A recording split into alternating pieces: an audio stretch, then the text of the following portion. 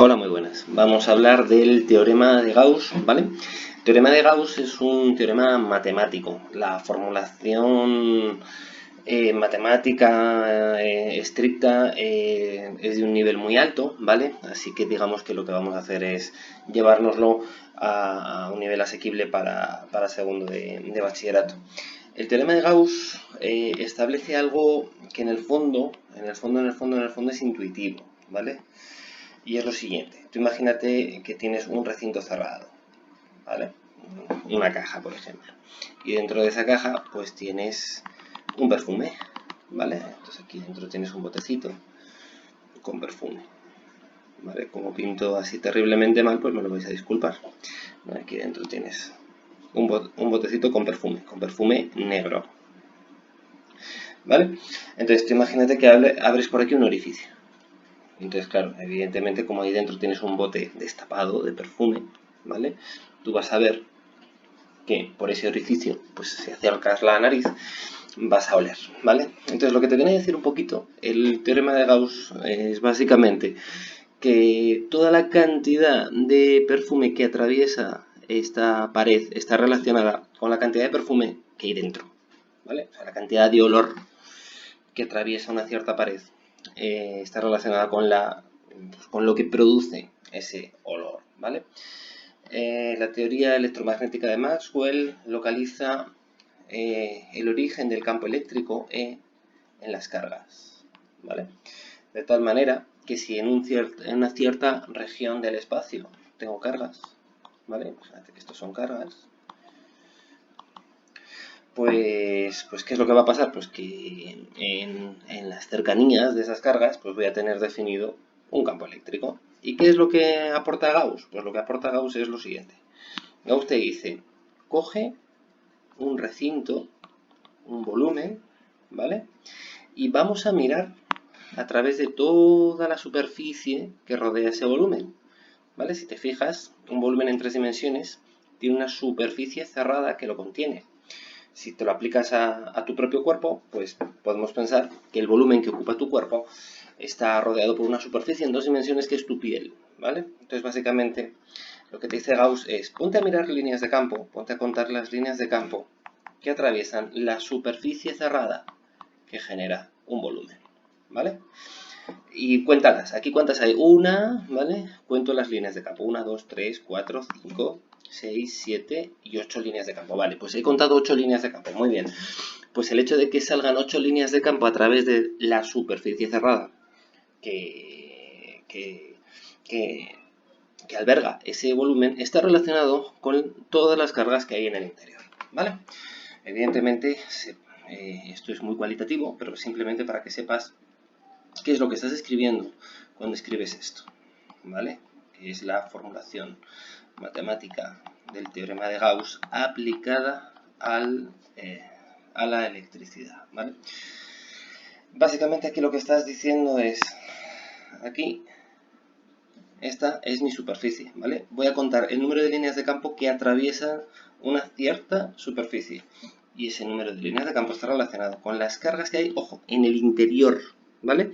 Es decir, las cargas que hay en el exterior no entran en nuestro conteo, partido de una cierta constante que es epsilon sub 0, que vale 8,85 por 10 a la menos 12, pero eso tú no te lo tienes que saber, eso me lo sé yo que soy un friki, ¿vale? Vale, pues ahí lo tienes. Entonces, en general, esto es cierto siempre, porque el teorema matemático es cierto siempre. ¿Cuál es el problema? El problema es que esta integral no hay un dios que la saque, ¿vale? No hay un dios que la saque, pues, en general. Pero hay unos casos muy interesantes en los que esta integral se puede hacer, ¿vale? O se sabe hacer. La integral se sabe hacer. ¿En qué caso? ¿En qué casos? Pues necesitamos muchísima simetría, ¿vale? Y necesitamos que el campo eléctrico se porte bien, ¿vale? Es decir, que sea homogéneo, que sea isótropo, que no haya zonas del espacio en las que haya más líneas que otras, ¿vale? Entonces vamos a dejarlo en que el campo eléctrico se porta bien y ya está. Para segundo de bachillerato, pues necesitas pilotar 3, ¿vale? 3 casos. El caso en una dimensión, el caso en 2 dimensiones y el caso en 3 dimensiones. Fíjate, era súper poco esperable, ¿verdad? En una dimensión, ¿vale? Para obtener esa simetría enorme que necesitamos, ¿vale? Vamos a pensar en una línea de carga, ¿vale? Una línea de carga. Si quieres, puedes pensar que esa línea de carga está formada por muchísimas cargas puntuales puestas en fila india, una detrás de otra, ¿vale? Entonces, si te cogen y te dicen, oye, ¿cuánto vale el campo eléctrico en este punto de aquí? En este punto P. La cuestión es, ¿cómo estudio yo, ¿vale? ¿Cómo puedo utilizar yo ese teorema matemático de Gauss para saber el campo en ese punto P que está a una distancia R? Pues la cuestión es, vale, voy a inventarme una geometría, ¿vale? Que en este caso va a ser un cilindro, ¿sí? Vamos a ponerlo por arriba y por abajo, ¿vale? Que sea perfectamente simétrico. Vamos a pensar en términos de... No pienses en términos de una línea de carga, ¿vale? Vamos a pensar en términos de carguitas. Mira, esta carguita que tienes aquí, justo la que está enfrentada al punto en el que quieres calcular el campo, vamos a suponer que son cargas positivas, ¿vale? La carga es positiva. Si fuera negativa, simplemente es para, en vez de ir hacia un lado, va a ir hacia el otro. Entonces, miramos ese punto, ¿vale? Este punto de aquí, ahí tengo una carga. ¿Cómo genera campo esa carga? Pues como es una carga positiva, el campo va a ir para afuera, ¿verdad? ¿Sí? Muy bien. Y ahora vamos a coger una carga cualquiera que esté ahí. Esa carga, ¿cómo genera campo? Pues que genera campo en la dirección radial, ¿verdad? Será un campo así. Coge su simétrica por arriba, ¿vale? La que está a la misma distancia, pero por arriba. ¿Cómo genera campo esa carga? Pues si te fijas, va a generar un campo perfectamente simétrico. De tal manera que las componentes en el eje de las íes, que las componentes verticales, se van a cancelar mutuamente. Y solamente, ¿vale? La suma de estos dos vectores va a generar campo eléctrico en la dirección horizontal, ¿vale? Claro, ¿qué tenemos que suponer para calcular el campo eléctrico generado por una línea de carga? Pues que la línea de carga es indefinida, ¿vale?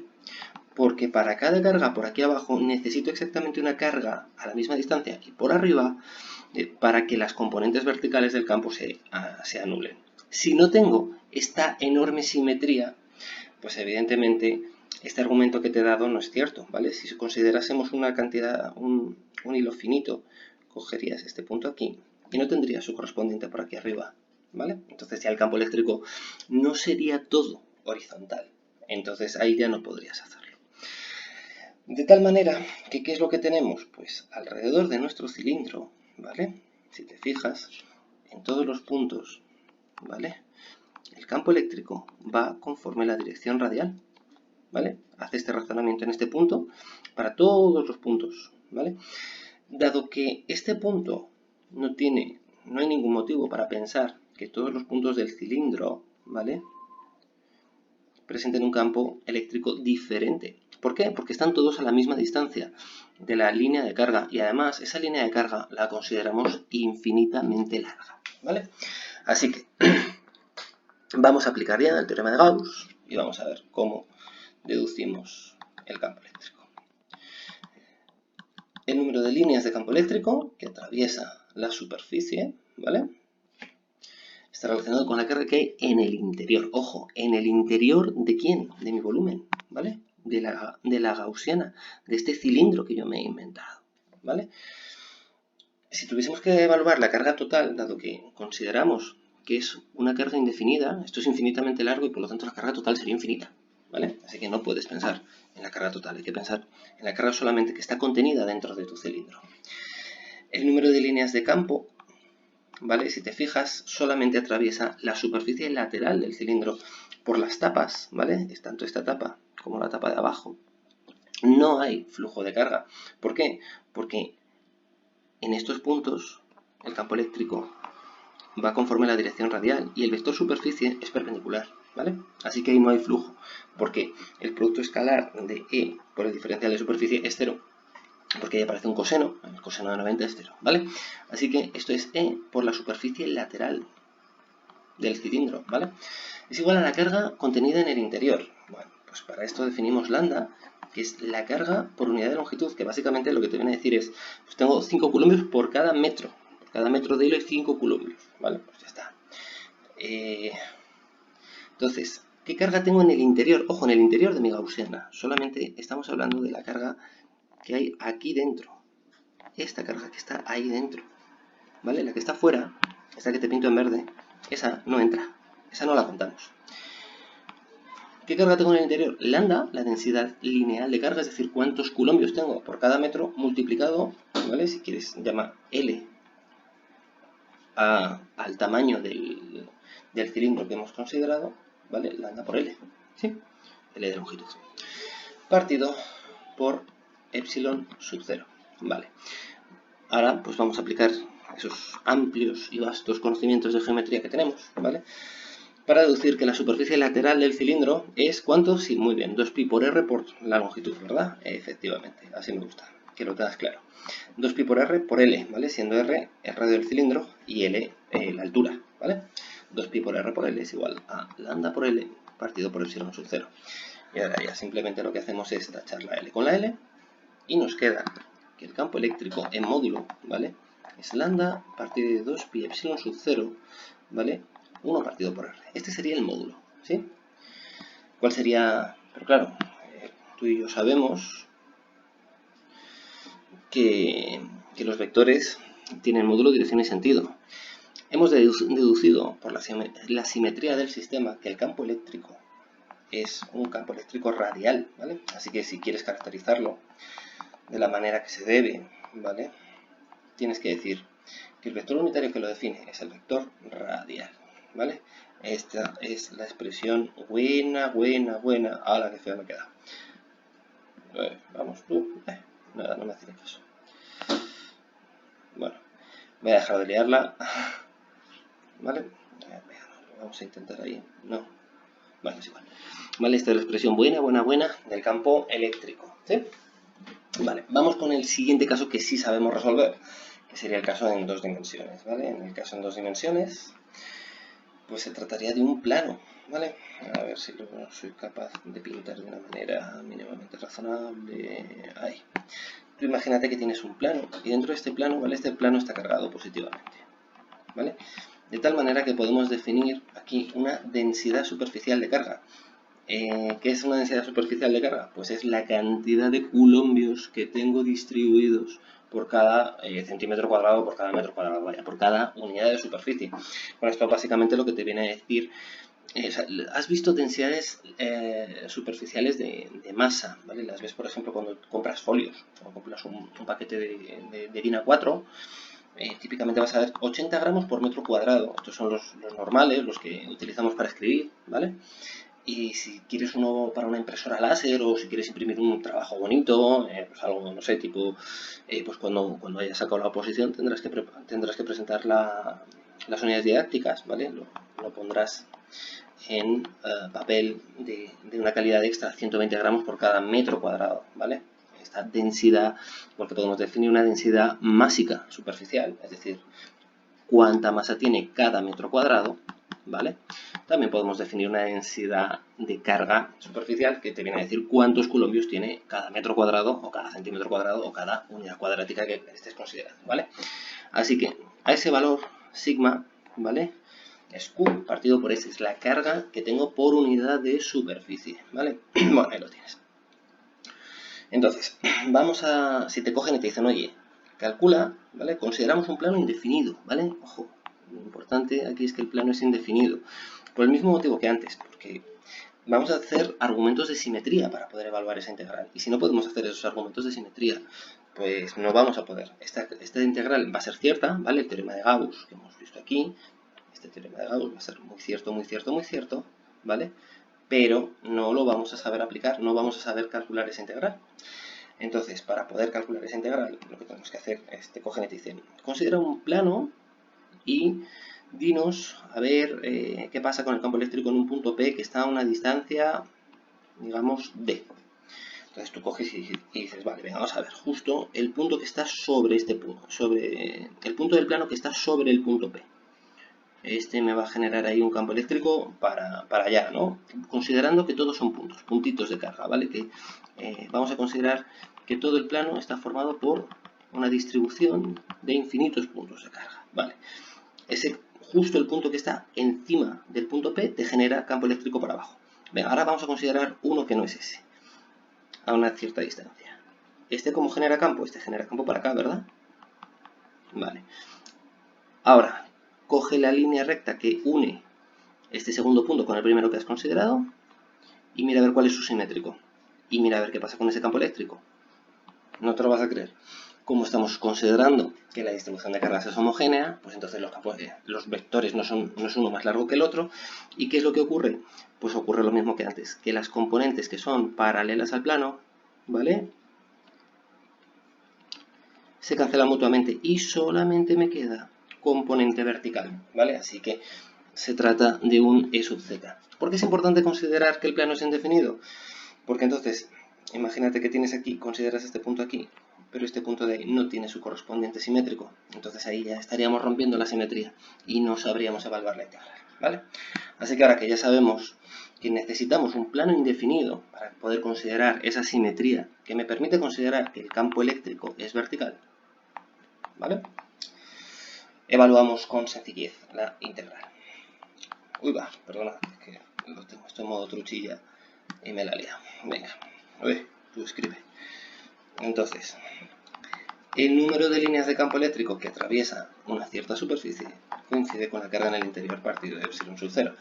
Aquí, de nuevo, podríamos considerar, ¿vale?, como gaussiana, como esa figura, digamos, que nos imaginamos, ¿vale? Vamos a considerar de nuevo un cilindro, ¿vale? Se podrían considerar otras, pero vamos a quedarnos con el cilindro, ¿vale? Un cilindro cuya longitud va a ser 2D ahora, ¿vale? Entonces, vamos a ver número de líneas de campo eléctrico que atraviesan las superficies que definen este cuerpo geométrico en el espacio.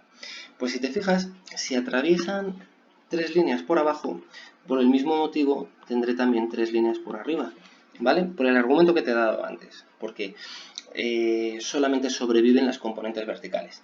Y dado que en la superficie lateral también tengo componentes verticales, el flujo de campo eléctrico se va a producir en la tapa de arriba, se va a producir en la tapa de abajo, pero en la tapa lateral no va a ocurrir, porque en la tapa lateral el campo eléctrico es perpendicular al vector superficie, ¿vale? Y por lo tanto su producto escalar es cero y no va a contribuir al flujo, ¿vale? Si te resulta raro, pues piensa que lo que estamos haciendo es intentar enchufar con una manguera a través de una ventana, ¿vale? Si eres tan tordo de poner la manguera perpendicular al vector superficie de la ventana, no sale ninguna línea de agua por la ventana, ¿vale? Por eso ese flujo nos sale a cero. Entonces tenemos el flujo